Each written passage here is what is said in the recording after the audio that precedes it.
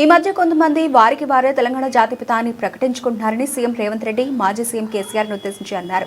చేసిన తప్పులకు పోలీసులు నోటీసులు ఇస్తే తెలంగాణ జాతిపితకు నోటీసులు ఇచ్చారంటున్నారని విమర్శించారు. తెలంగాణ అమరవీరుల స్మారక ట్రస్ట్ ఆధ్వర్యంలో జూబ్లీహిల్స్ లోడ్ సంపాట్లోని రావినారాయణ రెడ్డి ఆడిటోరియంలో తెలంగాణ సాయుధ రైతాంగ పోరాట యోధుడు రావినారాయణ రెడ్డి స్మారక జాతీయ పురస్కారాన్ని సుప్రీంకోర్టు విశ్రాంత న్యాయమూర్తి జస్టిస్ సుదర్శన్ రెడ్డికి సీఎం రేవంత్ రెడ్డి చేతుల మీదుగా ప్రదానం చేశారు. అంతకుముందు రావినారాయణ రెడ్డి చిత్రపటానికి ముఖ్యమంత్రి పుష్పాంజలి ఘటించారు. అనంతరం ఆయన మాట్లాడుతూ రాజకీయ పార్టీలు మొదలు తెలంగాణ సమాజాన్ని అంతా ఏకం చేసే బాధ్యత నిర్వర్తించిన ప్రొఫెసర్ కోదండరాం ఉద్యమకారుడు కాదా అని ప్రశ్నించారు.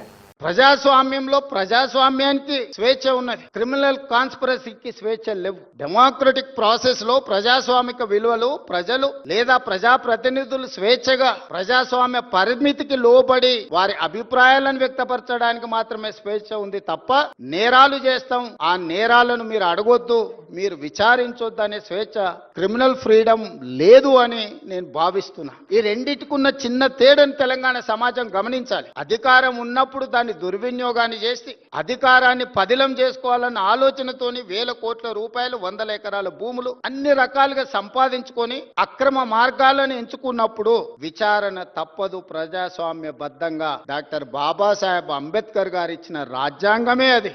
ఒకసారి హోదాకు వస్తే ఏ నేరాలు చేసినా ఆ నేరాలను విచారించకూడదని ఎక్కడా లేదు. మధ్యయుగాల చక్రవర్తులు రాజుకు బాధ వస్తే రాజ్యానికి బాధ వచ్చినట్టు, రాజుకు సంతోషం కలిగితే రాజ్యమంతా సంతోషంగా ఉన్నట్టు మధ్యయుగాలలో చక్రవర్తులు అనుకునేవాళ్ళు. మధ్యయుగాల చక్రవర్తులు ఈనాడు కాలం చెల్లింది.